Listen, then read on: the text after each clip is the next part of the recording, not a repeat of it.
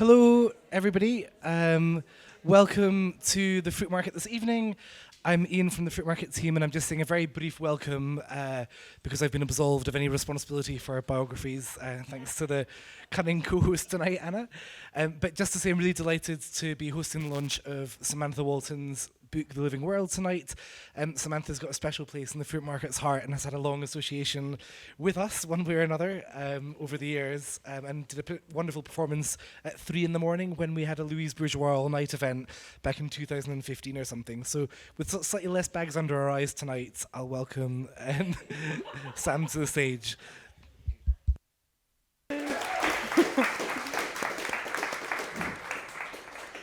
Hello everyone, I'm so delighted that you can join us tonight for this very special launch of Sam's amazing book, The Living World, Nan Shepherd and Environmental Thought. Before we start, please switch off all mobile phones. Thank you. Oh, and this is being filmed, FYI. So Sam and I will be in conversation for about 45 minutes, and then we'll have 15 minutes at the end for any questions from you. So have a think as we're talking, and we'll leave time for that at the end. And then there'll also be time after that for book signings and informal discussion afterwards. And another chance to see the film down the way. So my name is Anna Fleming. I'm a writer and rock climber from Edinburgh and Mid Wales.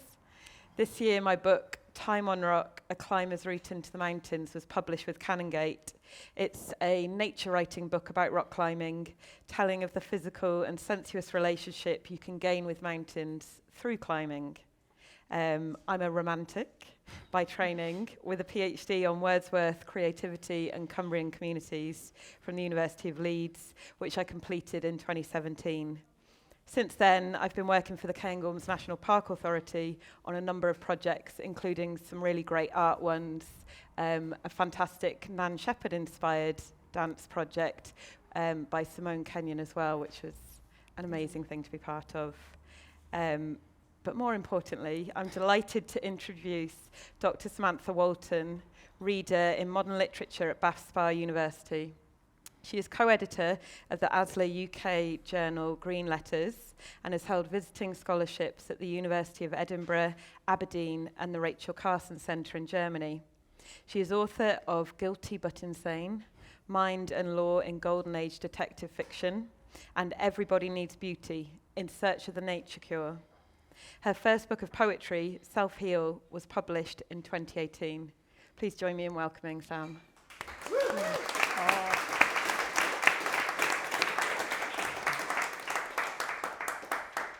I should add that both of these books are available for sale afterwards, so we can do signings. So to lead us in, Sam, can you tell us about when you first came across Nan Shepherd and what struck you about her work? Yes, I can. So I was doing a PhD in University of Edinburgh, and I was writing about the one that was called Guilty but Insane. It was a book about, or it was a PhD at the time, about mental health and the crime narrative. So it didn't have anything to do with nature at all. It didn't have that much to do with Scottish literature either, but I was really lucky enough to work with Eileen Christensen, who was a scholar of Scottish women's writing. She was really instrumental in getting Scottish women's writing taught and studied seriously at Edinburgh University. And I was having a lot of problems kind of thinking about war trauma and how it affected the novel, how it affected like aesthetics, and what happened to people when they returned from First World War trenches, kind of ruined environments and terrible conflict. What happened to them when they returned home? And she said, you must read Nan Shepherd, because Nan Shepherd's second novel, The Weather House, starts with this return of a soldier to a rural community. And it absolutely blew my mind. I had never seen a modernist novel in a really rural place before. I kind of thought modernist novels were all about the city and about speed and technology and, blokes having big existential crises because they didn't know what their place in the world was anymore. And this was this much quieter novel, a much more kind of tender novel with big themes in it, with big themes around about conflict. There's some like really, really interesting thinking about fascism and about what was happening in continental Europe when she was writing it in the 30s.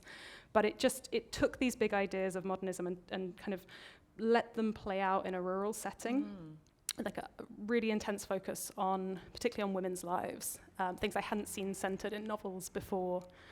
And then I read The Living Mountain, and that was kind of game over for me. It was like all I could think and write about for years. Yeah, that's quite an interesting way in, because I would say, like, most people now, the way in is Living Mountain first, and then if you're really keen, you do the novels. So I was the other way around. I read Living Mountain first, and then read the novels as a follow-up again for, like, that was master's dissertation study. Yeah. I think that, so the novel, The Living Mountain, was republished in 2011, and that's when it became really popular because Rob McFarlane sort of publicized it and talked about it a lot. But I read the much less glamorous Grampian Quartet, which is the four kind of long prose works by her, collected into one edition, mostly for students to read. So I read the Weather House, which was her second novel. Then I went back and read her first novel, The Quarrywood. Then I read A Pass in the Grampians, her third one. And it wasn't until then that I finally read The Living Mountain, just because it came last. And it's really interesting. Like, everybody always asks me, did you get into Nan Shepherd because of Rob McFarlane? And I didn't know about that book by then, because I was already poring over this secondhand book I think I bought in, like, Armchair Books, where all the students buy their editions. And I really liked the fact that my way into her was through this kind of feminist community of Scottish literature scholars who had been kind of keeping her in print and keeping her studied and thought about and kind of loved in Scotland before I kind of realised that she was becoming really popular. Interesting. So just on that cusp of the transition from her into, like, global mountain superstar. Yeah. It's my way of saying I was into her before she was cool. What made you decide to write this book then? I mean, it's fantastic. So this is the first academic monograph we have on Nan Shepherd, and it is amazing, and you're going to hear a lot more about it tonight and what makes it so wonderful. And it's fantastic that it's been done by Sam. It's fantastic that it's been done by a woman. But yeah, what made you decide to go down this line and produce it? I kind of, at a certain point, it felt like I didn't have a choice not to, because it just, I couldn't understand The Living Mountain. I loved it so much, but there were so many phrases in it that were really beautiful, but that just, I couldn't kind of quite work it out. There was something really mysterious about it.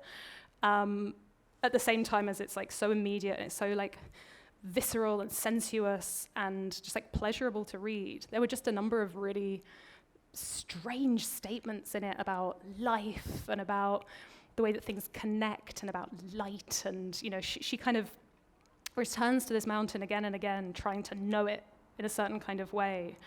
And I realized that I'd read it, but I hadn't really got to the end of it yet. Yep. So I was already really interested in the mind and kind of how the mind relates to the world. And I was like, oh, that's what she's doing. She's kind of, like, trying to work out how getting to know this place in lots of detail kind of changes the mind and in the same process. So I started out trying to write an article about it, and then it became a short book, and then it became, like, I don't know how many pages it is, like 300 odd pages. No, it's not that long. It's 193 pages. Amazing. So just about 93 pages longer than The Living Mountain. And how long did it take you to write? About 7 years. Wow. Because I was never really supposed to be writing it. Like, I was supposed to be doing something else. But I just could, like, Nan Shepherd has this phrase about how knowing another is endless because the thing to be known grows in the knowing. Yep. So she sets out to try to, like, map and chart and understand and experience the mountain, but every time she gets close to it, it kind of gets bigger, it expands in the process. And I realized her writing was doing that. Like, every time I felt I got something, it sort of it opened up this whole other big space in her writing that I had to kind of go into as well. So it just kept growing as a project. I should say that it's not quite so painful to read. Like, I did get there in the end and managed to say things about it. But it took a long time to kind of to work her out, and then to turn that into a form that I felt presented different angles on her writing that were organized into approaches that I thought would be valuable to readers now, and not just to academic readers as well. I should say, like, I wrote this book in a kind of academic context, but I wanted it to be readable. I know that I was very influenced by artists and writers. There are musicians now who are responding to Shepard's work, conversations with mountaineers, and I met a number of her students in the process of writing this. So a lot of those conversations and those people's love for Nan Shepherd, really shaped the way I wrote it and my kind of thinking about who I was writing it for as well. Yeah. I mean, it is an incredible book, and you do that so well, that thing of expanding what she's done, which is incredible because, in itself, as we've heard, it's like very compacted work, but then also so expansive. And within this book, you've given it that beautiful breathing space and really helped to pull out some of those things that she's doing that are very complex and sophisticated, but it's so like cunningly disguised in her beautiful lyricism that you almost don't know it's there. I mean, so you gave me this copy. I first read it, it'd be lockdown winter, a good time. And I was just in the process of finishing off my book and was in this kind of horrible stage where there were all these ideas flitting around and all these things I was trying to do with it that are very within this vein of like environmental, ecological, deep time, body, movement, self, planet stuff. And, it was getting increasingly hard to handle. And then I read this and was just like, thank God that Sam has like expressed all of this so beautifully, and is helping me to see that's what Nan Shepherd's doing, and that's a line of environmental thinking that's really useful to follow. So thank you. I'm so glad. And I do recommend you all read it. And I thought, so to kind of guide our discussion this evening, I thought we could follow the themes and the chapter headings of the book, which will take us on a beautiful journey through some of the ideas within it. So we'll start with place and planet, and to draw in Barns-Graham as well to this discussion. So can you tell us about these two? They're both Scottish women producing art at quite a similar time, but they're also quite international thinkers, and we often now think of Nan Shepherd as having only ever lived in the same bedroom her entire life and only written about the Cairngorms and the Grampians. So I almost forget that she's travelled, and just think of her as this very parochial, regional Scottish writer. But can you tell us a bit about the context of when they were writing and how that local and global perspective feeds in? Yeah, I mean, there's masses to say. I mean, in terms of the reason this conversation is happening now in this space, was because I obviously had this lovely long-term relationship with the Fruitmarket, and Ian didn't say I used to work in the cafe here, so it's like, it's really nice to be doing this here, but also I noticed the Wilhelmina Barns-Graham exhibit was on, and I didn't know about her work at all, actually, so it's been an education for me kind of thinking about Shepherd in relation to her, but it struck me as uncanny and fascinating that these two women, artist, writer from Scotland, about the same time were having these really transformative moments or kind of periods of reflection in relation to mountains and high places. So there's this kind of incredible moment that Mark Cousins uses as inspiration for his film installation when Barns-Graham went up the Grindenwald Glacier in 1949 and had this epiphany. He uses the term epiphany. And it kind of releases something in her art, or the way that it's described in the film and in some of her writing about it is that she kind of finds these forms that she's been looking for. She finds this kind of crystallization or literalization of ideas that she's been seeking in art in the forms of the glacier. And that's so similar to a lot of what Nan Shepherd was looking for when she walked across the Cairngorms. Like, she was already experimenting with form in her novels. She was already experimenting with quite different registers in her poetry and kind of thinking about how you bring modernist aesthetics to the writing of nature and how the natural world can be a spur for kind of revolutionizing artistic form and kind of creating totally new types of narrative. So yeah, I kind of this like fantasy image of like Wilhelmina Barns-Graham and Shepard like meeting, and like Wilhelmina Barns-Graham like illustrating the Living Mountain, because like some of those amazing. That'd be amazing. They clearly never happened. And Shepard didn't publish the Living Mountain until 1977 for complicated reasons maybe we can talk about. So it's purely a fantasy, but it really struck me that there's something quite similar happening to both of them in relation to like what these high places kind of mean to them, and what questions they answer for them about aesthetics that kind of they haven't been able to articulate before. And so they're approaching these places with a lot of pre-existing thoughts and questions and concepts, and finding those kind of answers and forms to express that in the land. I've got this quote from Barns-Graham I wanted to read because it's so interesting. But now's the question of whether I can find it in my notes. Well, like, if people have seen the film, then they'll know that it kind of begins with these images of like pastoral scenes that are obviously like predate her illustrations of the glacier. There's this like really striking one that's like this little shepherd's sort of sepia scene. It's all very kind of twee and rural.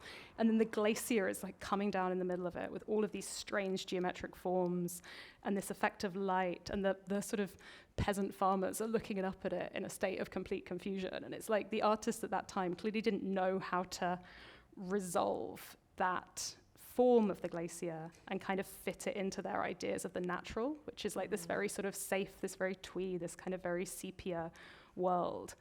And I think when Shepard comes to write The Living Mountain, she's got this whole inheritance of romantic writing that's maybe, you've got the sublime, which is all about going to mountains and being really shocked by them and kind of being really scared that your mind isn't like big and strong enough to handle the mountain. So that becomes very like heroic and egotistical. And then there's this very kind of like pastoral way of writing about nature that's it's a very pastoral way of writing about nature that is just very kind of twee. It's like nature's a site of restoration, but it doesn't have any of its own internal conflicts or anything like that. So yeah, they both kind of invent these new forms to kind of move away. Does anyone else find this terribly distracting? I think it's the sublime knocking on the window and saying, what's your problem? Maybe this is a good moment to try to find the bit that I was going to try to read, because I feel like this really captures what Shepard was trying to achieve, or what she sort of set out to achieve in writing The Living Mountain, and kind of how it relates to this question of modernism. So, and this is from the final chapter of my book on being. Shepard, like many other modernists, is fascinated with the shifting perspective. Returning to the mountain again and again, she shares the aesthetic experimentalism of the French Impressionists, who returned repeatedly to the same sites to capture them in different lights and moods. She also evokes Cubism, which twisted perspective to reveal aspects of objects and forms disguised by bodily bounded vision. The Living Mountain's experiments in perspective create fleeting pictures which show angles on the thing itself, but never the thing in its entirety. These pictures or impressions cannot be simply reduced to surfaces, illusions, or fragments. However, surfaces show depths, fragments suggest wholes. Impressions and tricks of perception recall us to our presence in the world within the living body, depending on how the eye is placed and used. Sorry, this is a quote from Nan Shepard. Like, read this beautiful prose and pretend it's mine. So, depending on how the eye is placed and used, illusions drive home the truth that our habitual vision of things is not necessarily right.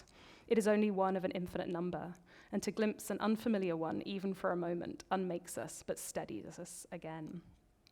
And then, yeah, that sort of sense of like trying to change perspective and see things from a totally new angle, and then that produce like that you having to change the way that you write or the way that you represent something visually, I think is similar to the way that Wilhelmina Barns-Graham describes what the glacier kind of prompted her to do. And there's this quote from her from 1965, This likeness to glass and transparency combined with solid, rough ridges made me wish to combine in a work all angles at once, from above, through and all around, as a bird flies, a total experience.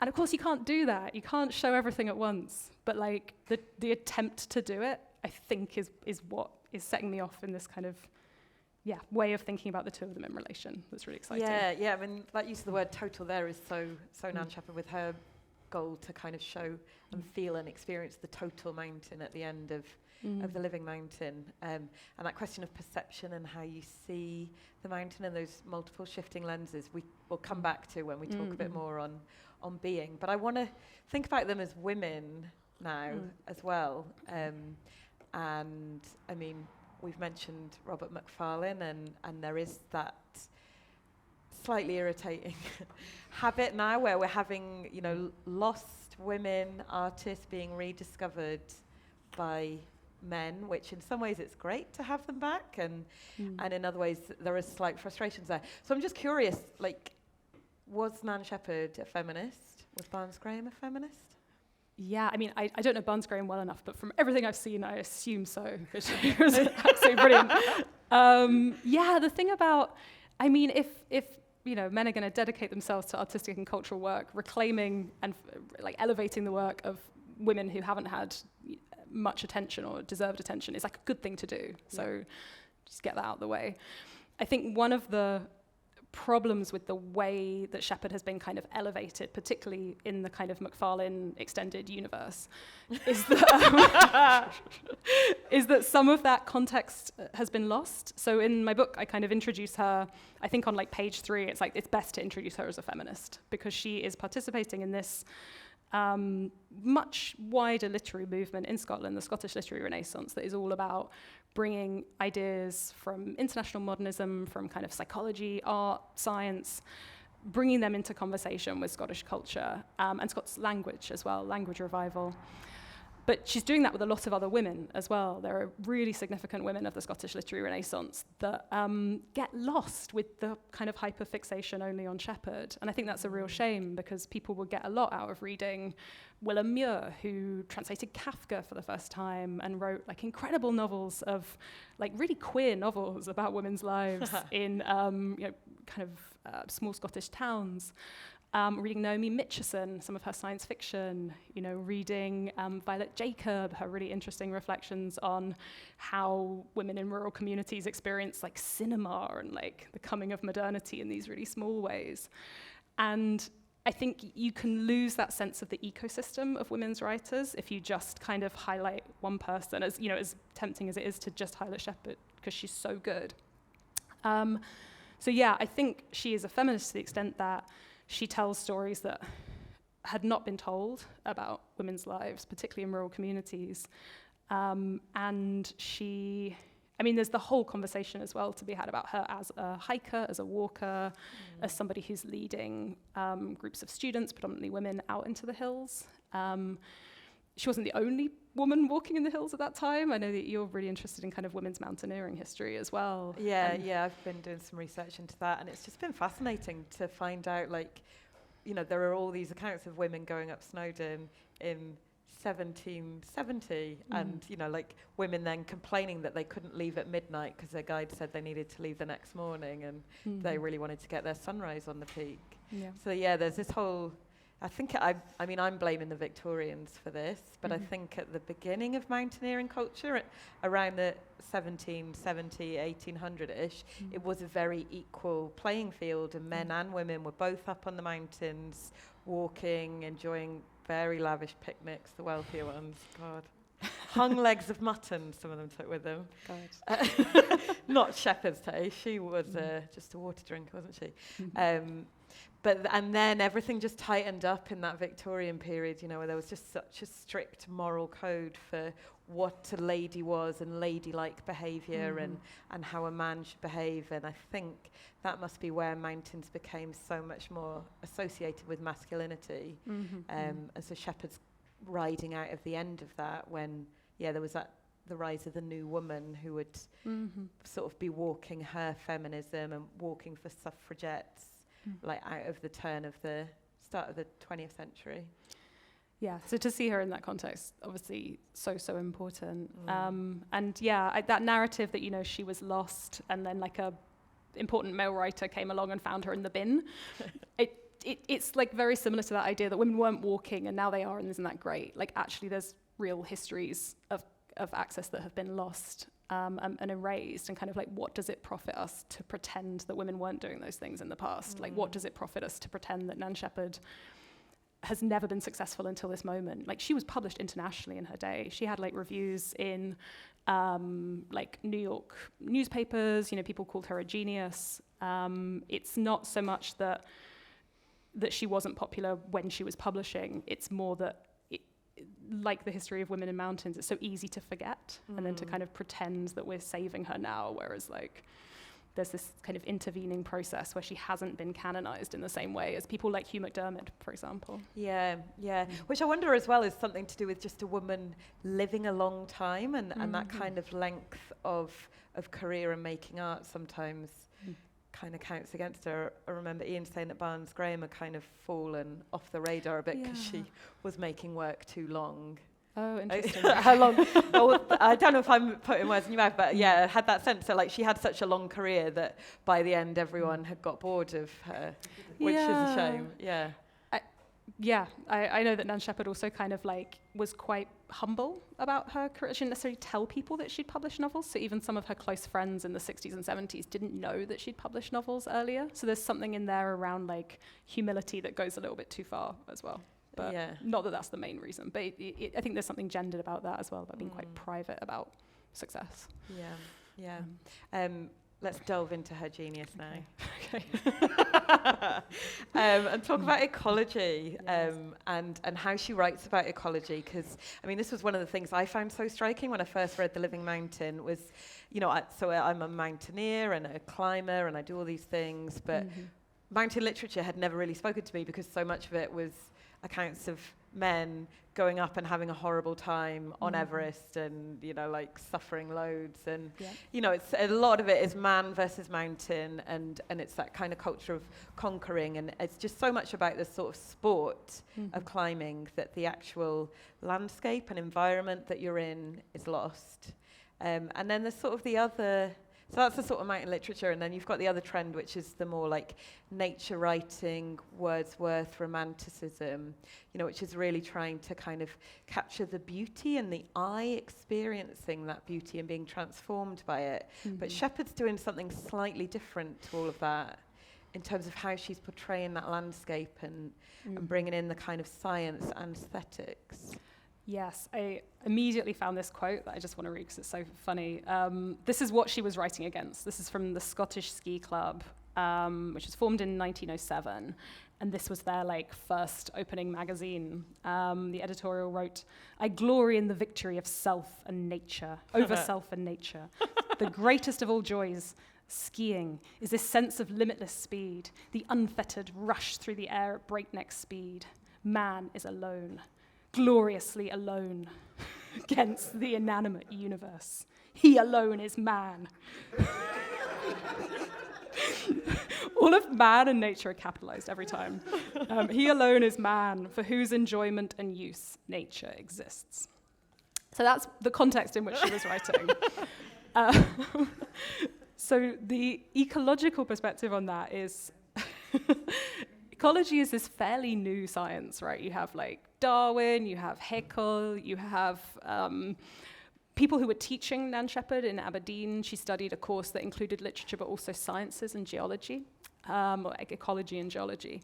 So you have this move to understanding man as not just like, you know, in vivid technicolor against an inanimate, flat universe behind him, but humanity as a species, as an animal species that has evolved through long processes of interaction with an environment. And you also have this kind of problematization of that distinction between human and environment, or animal and environment, and that realization that one kind of produces the other. Like we produce and we change the environment by living in it, by using it in certain ways, by kind of interacting with living things. We are kind of in it. We're not just sort of, it's not just our environment and us. And that's really quite radically disturbing to a lot of people, this idea that humanity is part of a living world. But that, for Shepard, is like a release. It's a release from this idea of loneliness, being alone against this kind of dead world. And she's fixated with this idea of life. That's why I called this book The Living World. And I think that's why she called her book of prose writing The Living Mountain. It's because she is very taken by this science of ecology that suggests that life is this force or this kind of generosity that runs through all things, not just animals and plants and humans, but also water and rocks. It's kind of changing and shaping everything, and the things we do in an ecosystem kind of change it, but then they change us in the process. It's very different from that egotistical world of nature appreciation that she's writing against. Yeah. And very modern as well. Yeah, it's like the poetry of earth science Yeah. is what she's doing, and quite an early time to be doing that. And you don't need to be, she had some training in the sciences, but she's not a scientist by any means. She's got the principles, and then she goes out and gets involved, and this is kind of, like there's a lot of kind of amateur botany and a lot of amateur geology in Scotland at the time. There's a lot of people with like a decent scientific education. And she's kind of one of those. She's like a lay ecologist or like a lay botanist, going out to discover these things for herself. It's not this like rarefied knowledge only some people can have. Like anybody can become involved in life. Yeah, and I love the generosity of how she writes about that, and it's not that sort of like expert authority dictating like, I know this, let me inform you about this. She sort of opens you up to share that like learning experience with her. And definitely like punctures the egotism of the scientist sometimes as well. There's this bit where she's talking about, this is kind of a deep time point, but when geologists and ecologists tell her how old the world is, she says, they tell such nice stories. They're such lovely people. They wouldn't fib me unnecessarily. But like, I don't think they really know how it's been done. Like how she's talking about a plant here that's lived for a really long time. It's like one thing to say you know about it, but actually to be with that plant or to be in that ecosystem and really feel it and know it with your body and not just kind of as a rational fact. That's what's actually really difficult. And that's what she's trying to do in The Living World, is like make that realization of interconnectedness like actually something that everybody can imagine and kind of feel and sense and find out for themselves. Yeah. I mean, that's totally part of the magic, I think, of her work. Was she an environmentalist, do you think? Ooh. So there's a chapter in this book called Environmentalism, and it's a tricky one because environmentalism as a movement doesn't really exist when she's writing. So environmentalism as a kind of as an orientation towards damage that's happening to the planet based on industrial societies, based on pollution, nuclear armament, things like that. That arises in the 1960s and 70s. You have like Greenpeace, you have Friends of the Earth, you have organizations like Sea Shepherd being formed between the 1960s and the 1970s.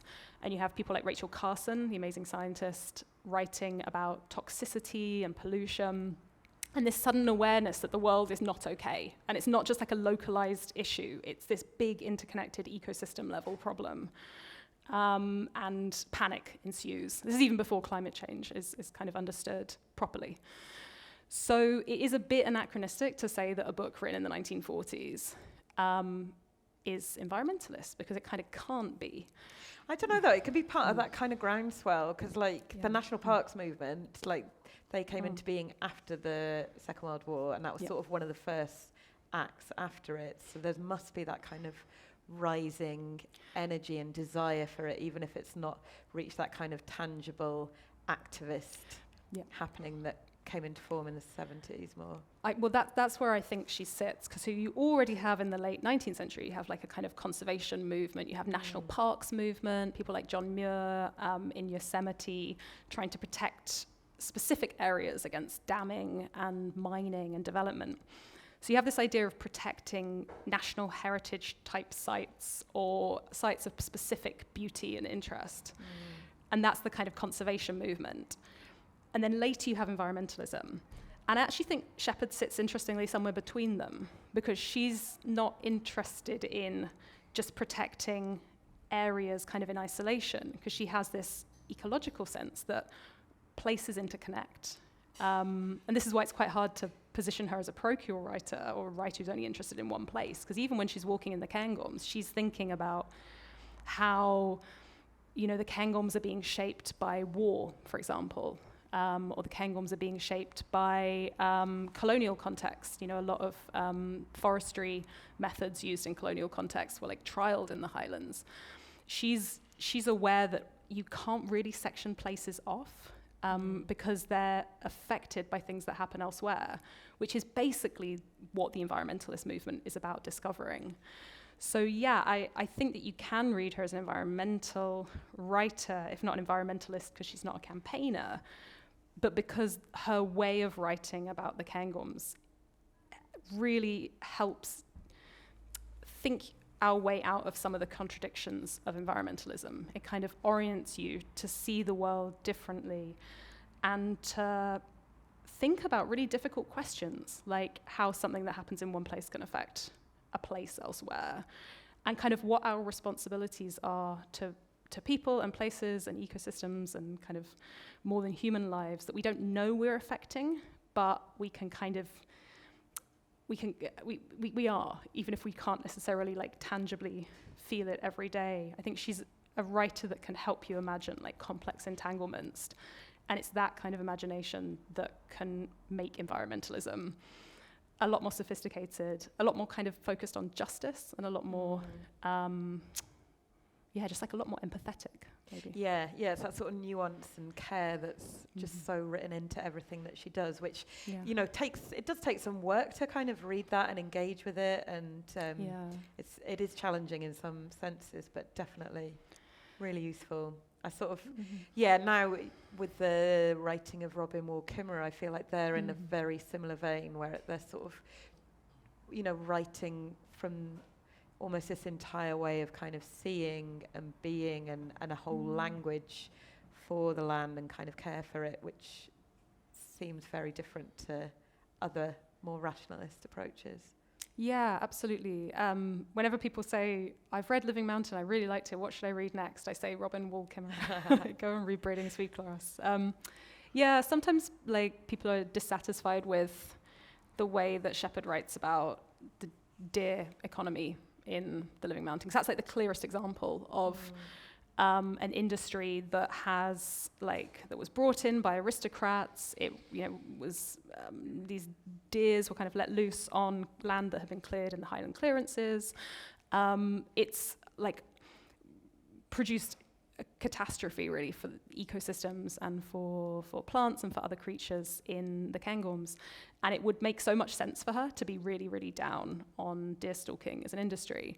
But she is also aware that a lot of her friends, a lot of people she knows there, she's writing in the 1940s, maybe their sons are employed as gillies, you know, maybe that economy does something for working people as well, and it's really difficult to say, oh, let's get rid of it, because then she's worried that those people wouldn't have like a foothold in the hills anymore, and then they would have to move to cities, and then the highlands would become even more depopulated. So it's this awareness that issues aren't easily solved, and that you have to think really carefully and think about how lots of different people and lots of different plants and lots of different animals are affected by something to really know an ecosystem well. And it's that care and concern and that empathy, I think, that distinguishes her from like more, you know, environmentalist writers who thinks they have all the answers and then make one change and then don't realize that the chain of consequence is going to do something else that makes everything even worse. Tricky subject. Yeah. I want to go into deep time now. Okay. And go to geology, and because that is something, like, I loved the way you wrote about deep time in this book. I thought it was really interesting and amazing to see Shepard situated within that tradition and within that sort of huge sweeping sense of Earth history, which is, you know, it's an amazing thing to combine that like care for the everyday landscape and seeing and experiencing it yourself with that sense of epic time. And yeah, because I mean, geology was quite a new science in those days, and it got rid of God, which was fairly Helpful. life-shattering Yeah. for some poor Victorians. Hugh Miller, God bless him. So can you tell us a bit more about how Nan Shepherd engages with geology? Like, is she seeing geology as an abyss and this horrific thing that's shattering her world? How does it work for her? No, she is not. She, so she studied geology at university, so she knew the principles, the history of geology fairly well.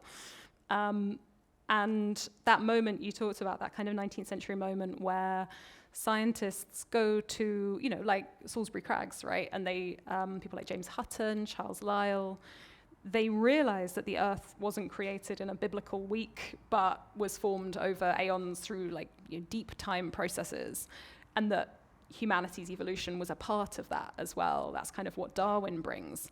And it causes some big feelings, let's put it that way. It causes some really big feelings. A lot of feelings. A lot of feelings, a lot of, this is like Tennyson saying nature is red in tooth and claw, this sense of this indifferent universe of just death, kind of, people becoming fossilized, this sense of humanity's, the span of a life being really small, and then all of the fruits of culture being kind of swept away and ground to dust. This is the classic Victorian pessimistic geological imagination. Drama queens, Victorians. Such drama queens, yeah, really broken. And she comes at this question, having obviously read all of this stuff, because she taught literature. She taught people like Thomas Hardy, who was actually a really amazing writer on geology and, what it does to the imagination and what it does to one's sense of the importance of their own life. She knows that work really well. And in The Living Mountain, she has all of these encounters with deep temporality in seeing the mountain. The Cairngorms is so, or the Cairngorms are so visibly geologic. There's they're so kind of the kind of top parts of the mountain, the plateau. They're so sparse, that kind of livingness of rock and that age of rock, and the way that water has planed down valleys. It's so kind of visible in the land. And for her, it's not this abyss. It doesn't kind of boggle her mind in quite the same way as it boggled those. That's like a term from an early geologist, the mind-boggling. It certainly does unsettle her, but there's this sense of almost joy and release in being embedded in this world and being a small part of it. That kind of overcomes that moment of kind of horror that really got those Victorian blokes down. And and it's really interesting that actually some of the things that she focuses on aren't the same things that Victorian poets and novelists focused on, like fossils and rocks. She writes about deep time through plants and through water, and a plant that's really ancient that had been in the Cairngorms since before the Ice Age and managed to outlast the Ice Age. And it's this way this little thing is so beautiful and so kind of fragile, and actually has this much stronger foothold in the mountains than people do. It's instead of it being this sublime moment of the mountain kind of kind of like Shelley and Mont Blanc kind of overwhelming her and her mind not being able to expand, she meets it through these tiny things. There's this kind of humor to it and humility to it. And it's quite like William Blake as well, to see the world in a grain of sand and hone in on that tiny, delicate little feature to find so much more there. Yeah, there's something quite telescoping about it, isn't it? It's it gets smaller, but then it gets bigger at the same time. And I think that because she's not kind of quaking in her boots about her own importance, her mind can expand to imagine this thing. Yeah. Yeah, brilliant. I mean, it also sounds a bit like an epiphany, perhaps. Maybe.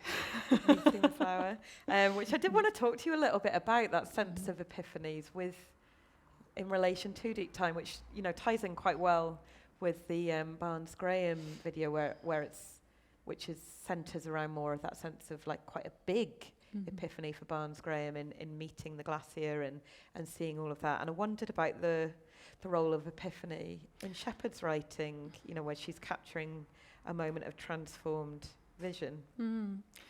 Yeah, I've been thinking about this a lot, and it's such a big part of Mark Cousins' film, this idea that, she went to the glacier, Wilhelmina Barns-Graham went to the glacier, had this epiphany, and then kind of never really got over it. It's like she comes back to these forms and to that day again and again. And there's differences, right? Like Shepard went to the Cairngorms like innumerable times. The Living Mountain is written over many years of her life, and there's not really a timeline in it. There's very rarely is it organized around a walk to a place. It's certainly never organized around a walk to the top of a mountain, like most mountaineering writing. It's more these fragments and these moments and these impressions that layer up. And the way it's organized, you have a chapter on water, you have a chapter on air and light, you have a chapter on frost and snow. So things are kind of, these experiences, these encounters are kind of collected in certain ways. So it's less structured around the idea of a walk that leads to a place, a view, an epiphany, a kind of a transformation of vision, and then like a reflection on it. And I think that's the difference between her and Wilhelmina Barns-Graham, or at least the way that her experience is framed in that video. And it's what's different about her and most romantic writers as well, because most romantic writers go... they love the big epiphany, yeah. They love the big epiphany. Wordsworth on Snowdon, yeah, having a great old time. My favourite one is Wordsworth in the Alps, when he is expecting, this is in the prelude, he's expecting to have this amazing moment at the top of the Alps, and then he realises he's accidentally gone over the Alps and hadn't noticed. Yeah, in the Simplon part, yeah. And then they have to go back and try to find the top, and they can't find it, and then they keep going, brilliant. It's a great literary moment, that is, yeah. Great. So yeah, I think if Shepard has epiphanies, she clearly has epiphanies, and the book is, The Living Mountain is organized towards this discovery of being, essentially, this discovery of knowing the mountain intimately with love that penetrates to the essence of its being. And that journey is also a journey inward, because she realizes, I'm just quoting Shepard now, that place and a mind may interpenetrate until the nature of both is altered. But her realization is also that she doesn't know the mountain at all, because it is still too big, it is still too complicated, and the more she knows it and the more she loves it, the kind of less knowable it becomes. And that uncapturability is the epiphany. So it's a little bit different from, I think, the way that we tend to think about epiphanies, which is to do with kind of finally having command of something, or finally all the light shining on everything and it being known. I think her epiphany is a bit more like Wordsworth's anti-epiphany, almost, which is actually not knowing and not having the epiphany you were expected is what's kind of quite radical and quite liberating.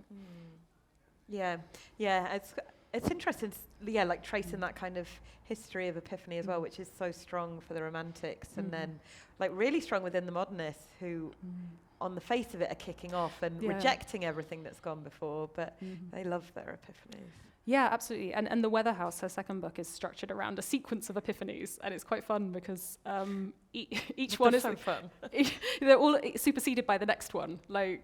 This character Gary Forbes, who comes back from war traumatized, he has an epiphany where he's on the top of a hill and he sees the world irradiated with light, and he thinks the world is this wonderful immaterial thing and it's all great.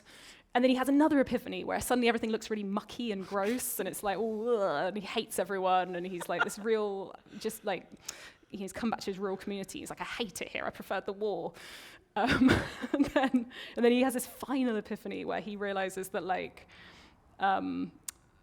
that things can be gritty and material and visceral, and also really beautiful and perfect, and this association with light that Shepard has that's kind of to do with the spiritual, that actually these things are totally bound together. Yeah. So I can now see why she called it the Weather House, because that just sounds like the extremes of Scottish weather, out on one day in the awfulness and the next day in the beauty, and how that changes how everything looks. So your book finishes with two amazing chapters on vital matter and being, And I think it's there where you really get into that sense of perception, which is so important for Nan Shepherd and, modernists and artists alike. So you write, the Living Mountain is obsessed with the question of perception and how different angles of approach and ways of seeing alter the qualities of the thing perceived. So yeah, let's talk a little bit more about Nan Shepherd and perception, and especially, I'm especially curious about the way that the entire body comes in. So it's not just about like the eye, but all the other parts of the body perceiving. Yeah, there's that famous moment in The Living Mountain that I think I read this moment like 5 or 6 times in this book, because I also wanted to come back to her writing again and look at it from different angles, because she's always looking at things from different angles. But it's when she stands with her legs out and puts her head upside down and looks at the mountain kind of from upside down. Has anybody ever tried this? Some people have tried this. It's really hard to do, right? It's actually Emerson who did it first, annoyingly. Emerson writes about this in his essay Nature. But the idea is to unsettle the viewer, and the sense that you're this kind of disembodied eye looking from nowhere, right, who's able to like take in the total view. She says that once she does this, she kind of looks upside down. Okay, the world is upside down for a start, but then things that are close look really close, and things that are far away kind of seem to kind of almost come alive. She writes that it's the only way that she's seen for herself that the earth is round, for a start, which is really interesting, because it's like this way of seeing the whole earth, even though you're only seeing a little bit. And also nothing has reference to me, the looker. This is how the earth must see itself. It's like trying to shift the position of the body in a way that makes the body actually really vulnerable. Like if you're doing this on a hill, it's really easy to fall over, and it's really easy to look really strange because you're standing with your legs out upside down. So like people don't know what you're doing. So you're kind of hyper visible, but also hyper invisible as well, because the view kind of no longer seems to be just unfolding for your benefit. And it's her way of trying to adopt like what we might call like an ecocentric perspective or like an earth perspective, where we're no longer bound by thinking about how everything relates to humanity, no longer bound to kind of thinking about how everything relates to us. And yeah, this is this fixation in The Living Mountain. She's always trying to see the world from a new angle. Like she falls asleep with her head over a precipice and wakes up and has this kind of ooh moment. She lays the head down. She kind of goes up and down this mountain to kind of look on the cairngorms as they kind of unfold in this really surprising way. And she just wants to go back up and do it again, again and again. Because it's this way of seeing the livingness of the world, right? It's this way of seeing processes like deep time. Even though she can't physically see the earth changing, by moving her position on it, she begins to see static things in the process of becoming, to kind of get beyond that idea that it's just this like inanimate backdrop to us as like charismatic beings, and that it actually has its own reality and is kind of changing and growing and living in ways that like she can't quite grasp, but by moving herself a little bit, she can begin to sort of stretches the imagination. And it's really interesting that it's like done through the body, but it also makes the body a little bit invisible as well, because like it's about it's less about how she feels about it and more about like trying to kind of be a dynamic part of it as well. Does that make any sense? That makes a lot of sense. That's why I get so obsessed with Nan Shepherd. I'm like, why is she doing thank you. That was an amazing answer. And I think just given such an amazing insight into like the processes that Nan Shepherd is using both on the page and in her writing, but also when she's out in the field and walking and kind of experimenting with mind and imagination and body and literature to produce this really remarkable work that's a combination of all of these, and that is a testament as well to your work, that you've been able to open up and express all of that for us. So thank you. I could continue talking to you about this literally all night, but I feel in the interest of democracy, I should probably open up to questions from the audience at this stage. So has anyone got anything you'd like to ask?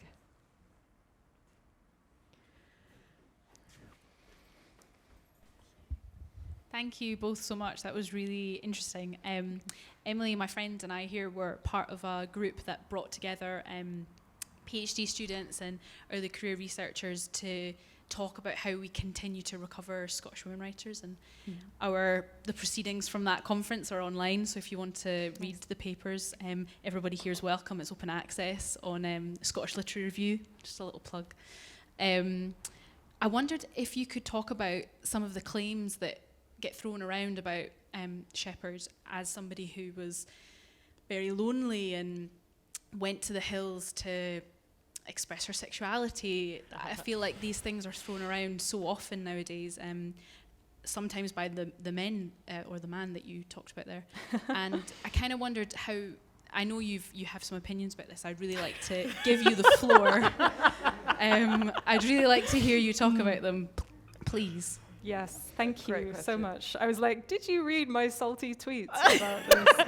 So that came about through, I was reading this book that was annoying the hell out of Yeah, me, that's what I where it was was doing. basically, it was a woman as well, was explaining Nan Shepherd's genius basically through the lens of Shepherd was part of the war generation who all the men died, so she couldn't marry, and so she was very sexually frustrated, so she went into the mountains to climb mountains, and that was why she wrote so brilliantly, was that she wasn't getting laid, basically. So I was like, I'm so annoyed. Who can I message about this? Sam. Yeah, and I absolutely lost it. And that is what started off my Twitter thread, which you could still find. It was a It's still killer out there. thread you put out. So good.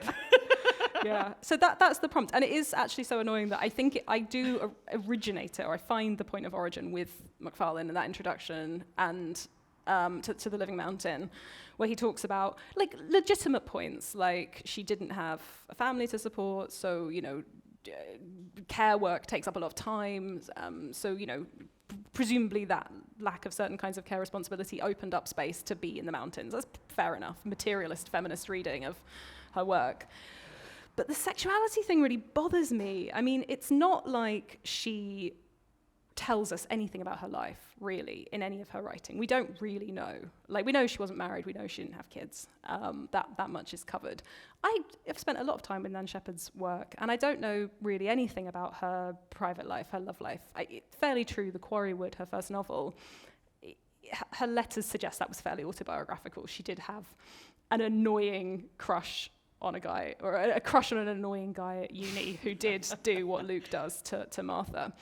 But like, if you read any of her books, her novels that have these autobiographical elements, the women in those books have really rich and full lives without like romantic partners. And it's not a sad sexual frustration thing. Like, they've chosen those lives. They've chosen these full, rich lives with these like communities of friends, with communities of like other kinds of care, like caring for animals, caring for the land. So I'm frustrated with the idea that a life lived in that way is kind of narrowed in any way. I think in terms of like conversations that are happening now around sexuality, particularly around like asexuality and kind of aromantic identifications, I think it's really cringe to assume things about whatever kind of sex life anybody from the past wanted, particularly when we simply don't know. So I wouldn't go there. And yeah, I mean, it feels like a very like bad zombie return of a certain kind of Freudian sort of sublimation reading that she writes with this incredible intimacy about like these intimate connections with living things as a substitute for something else. I do not believe in that dynamic of like repression to sublimation. I don't think it stands up as like an understanding of how psychology works. And it feels like a very narrowed way of reading her writing. And it feels an awful lot like putting a woman in her place. It makes me very angry. And I could get even more sweary if I had a glass of wine, but I won't. But thank you for asking. Yeah, great question. Any more?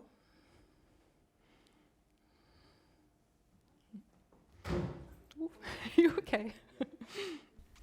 Thank you both. That was a fascinating discussion, and I can't wait to read both of your work.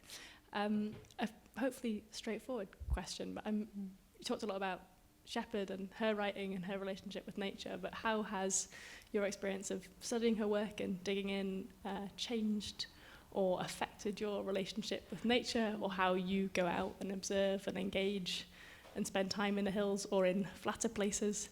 And a kind of related point, I guess, is maybe lots of people in the room have the privilege of being able to spend time in the hills and time in Scotland. But I think Nan's work is enjoyed by people who live in urban environments too, or could potentially be made more accessible to those people who maybe also for other reasons can't get into the hills for mobility issues or whatever it might be. Definitely. But that kind of increasing the accessibility to Nan's work and that relationship to explore from your armchair the hills and nature. So a bit of a two-parter. That's a lovely question. Lovely questions. I want to quote my friend Alice Tarbuck, who can't be here tonight, but who has written a beautiful essay about Nan Shepherd and disability in a collection called On Bodies, a collection of essays published by Three of Cups Press. And Alice writes about the experience of chronic illness and how a certain kind of way of being in the mountains that like you're brought up on if you're in Girl Guides or like D of E or something like that, this idea that you have to get out and get soaking wet and cold and tired to have done nature or to have been in nature. And that's obviously a way of being in nature that is shut off by chronic illness and by other disabilities. But that reading Shepherd really helped them to like appreciate the play of the senses, the play of nature on the senses in almost any environment. So Alice writes about being in the garden and feeling the wind on their skin, or hearing kind of the wind in the ear, sensing light. And that's something that's kind of opened up by Shepherd's writing, this idea that the body is like this instrument of sensation, you know, and that sensation kind of can come from anywhere. It doesn't have to necessarily be in the mountains, although the mountains, you know, they are an incredibly rich and exciting environment, but Shepherd can kind of give you a way into experiencing any place and actually kind of being present in your body anywhere and in any kind of body as well. So I think that's really, really one of the things that is so accessible about Shepherd's writing, that kind of, that invitation to experience. For me, as a reader, she's taught me the art of slow reading, like really, really slow reading. And that realization that like, I always think about, what is that film? Is it like Little Miss Sunshine, where there's the guy who's like the second most famous Proust scholar, and like he's in this like battle with like this other Proust scholar, or Possession, A.S. Byatt's novel Possession, where there's like these two academics who are like trying to get the letters from this certain Victorian poet. And there's this kind of tendency in academia to be quite possessive over your subject and to think like, I've written the definitive work and, you know, I'm in charge. And I think Shepherd really resists that because she's just such a generative read. Like you can just read her work again and again and again and really not come to the end of it. And there's this amazing community of scholars, you know, including Anna, including people like Charlotte Peacock, who wrote a biography of her, including the brilliant Kerry Andrews, who's editing Nan Shepherd's letters, including people like Simone Kenyon, an amazing artist, dancer, choreographer, who's responded to Shepherd's work. So I think reading her has kind of taught me the practice and ethics of generosity and sharing, and this sense of like just absolute fascination at like the next great reading of Shepherd that comes along, or the next great interpretation, the sense of it being like a community of people who really appreciate her. And in going to nature, just the being allowed to like not climb a hill every time. Like I'm actually quite lazy. I quite like to just go, like I often like lose focus towards the top of a hill or a mountain and just sort of sit down. And I think that Shepherd's writing really gives you permission to do that, and permission to lie in the heather and to spend a day listening to birds or poking at ice. You know, she writes about spending a whole day watching ice like water freezing in Burns, and to think that's a day in the hills. You know, you don't have to have a specific goal, and because I often find being at the top not very satisfying. I feel terrible saying this in front of a fabulous climber like Anna, who's always getting to the top. Must get to the top. Yeah. I'd be at, like halfway up, being like, do you know what? I'm fine. Well, she's helped a lot, like a lot of my climbing partners as well. When we have those really frustrating days where you go, I mean, Scottish weather, Scottish climbing, nightmare, and those really frustrating days where you go out and like you just cannot climb because of God knows how many reasons. And Shepherd's just great for that now, because we're just like, oh, we'll just have a Nan Shepherd day instead and lie around at the bottom and think about drinking lots of tea, and you know, you're totally off the hook. Yep. She's given us a lot of permission, which is very generous. I think in the interests of saving time for Sam to sign some books and chat to people, I'm afraid I'm going to have to draw an end to the questions there. But yeah, I think we can all agree that we've heard an amazing mind this evening, talking at great length and in so much detail about the breadth of Shepherd's incredible work, giving you a real flavour of what Sam has covered in this work, which is amazing. So please join me in thanking Sam. Thank you so much.